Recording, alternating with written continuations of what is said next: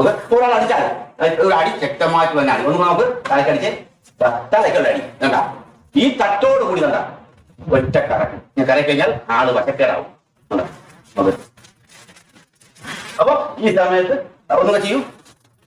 നമുക്ക് അടി തലക്കടിച്ചിട്ടാ അതോടി താഴെ ഒറ്റ കറക്ക് അടിച്ചേ. അതുപോലെ വലത് കൈ കൊണ്ടും അത് നിന്ന് കൈ തിരിച്ചാ കുഴക്കി പിടിച്ച് തിരിച്ചു കൊടുത്താൽ ഒന്ന് കടിച്ചേ.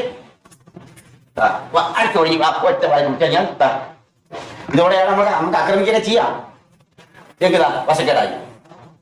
അപ്പൊ ആ ആയുധം തെളിപ്പിക്കാനാണ് ഉദ്ദേശം. നമുക്ക് അതുപോലെ വലത് കൈ ചെയ്യുന്ന പോലെ ഇടത് കൈ ചെയ്യുന്നതും സെയിം രീതിയാണ്. ഇടത് കടിക്കാം അടി അതുപോലെ ബ്ലോക്ക് ചെയ്തു അതുപോലെ ആ കൈ തട്ടി അടിച്ചു കിട്ടിയാൽ രണ്ട് കൈ മാറി തിരിഞ്ഞ് തടുക്കാൻ എപ്പോഴും ചെയ്യാൻ എളുപ്പമുള്ള ടെക്നിക്കാണ് ഈ കാണിക്കുന്നത്.